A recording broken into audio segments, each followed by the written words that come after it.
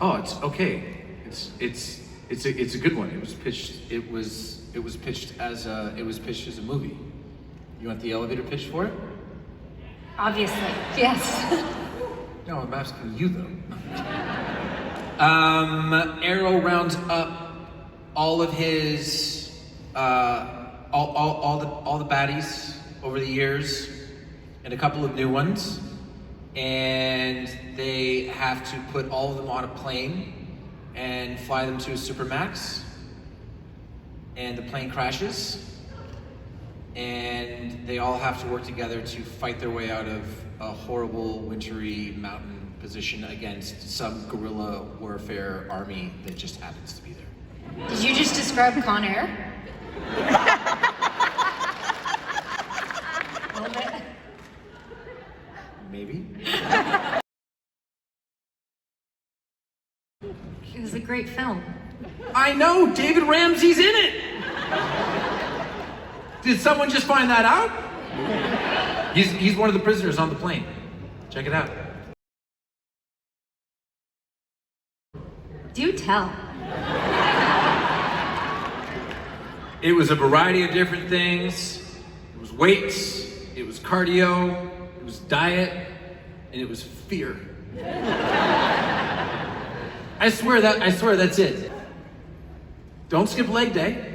But honestly, man, the most important thing when you're working out is your routine should revolve around not getting into a routine. Don't hurt yourself, obviously, but at the same time, you always have to be trying new things, right? Like, if I were to just get up and start doing sprints right now without warming up, I might tear a muscle, I'm gonna be sore afterwards, right? That's a bad kind of sore. Trying a new workout that's gonna stimulate your muscles in a different way, that kind of sore is a good kind of sore. That means that you're you know, breaking down your muscles a little bit and you're forcing them to improve themselves. So just always try new things. Don't just go to the gym Monday, Wednesday, and Friday, do curls, look at yourself in the mirror, and then walk out of there. I'm not naming names or pointing fingers, I'm just saying, always try new stuff. Try rock climbing, go swimming, go outside, go for a hike, do yoga, do ballet. Who cares? Challenge your body in new ways and you'll see results that way.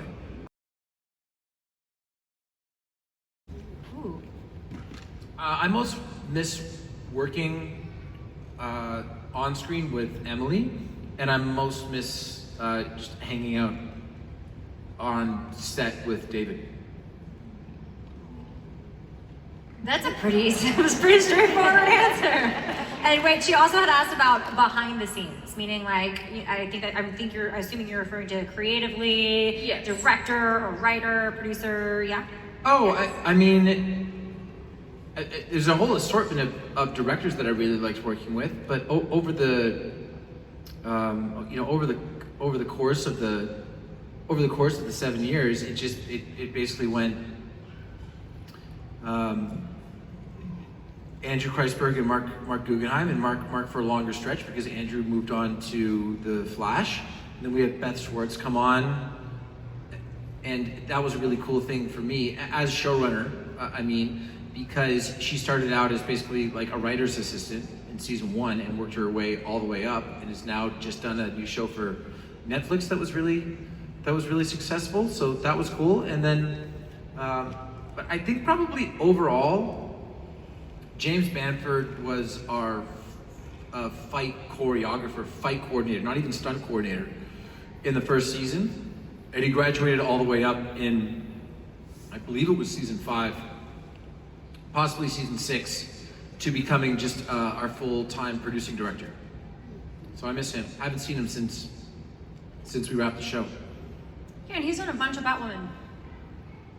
Staying busy up there. Oh yeah. Like also a bunch of cool stunt and fight and directing things. So. Of course. Yeah, great guy. I mean, it was really hard, but the person that it was least hard on, this guy.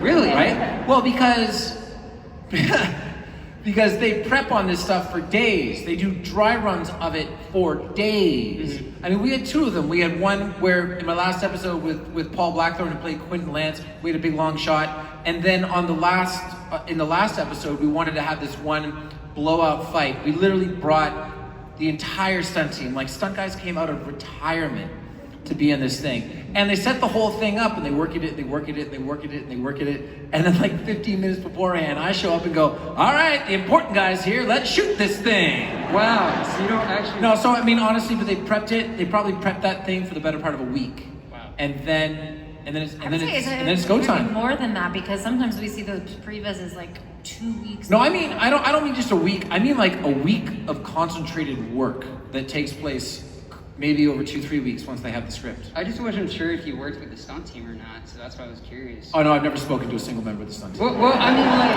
we're versed with them on it. Yes, of course. Yes, I do. But so I'm being a little bit misleading.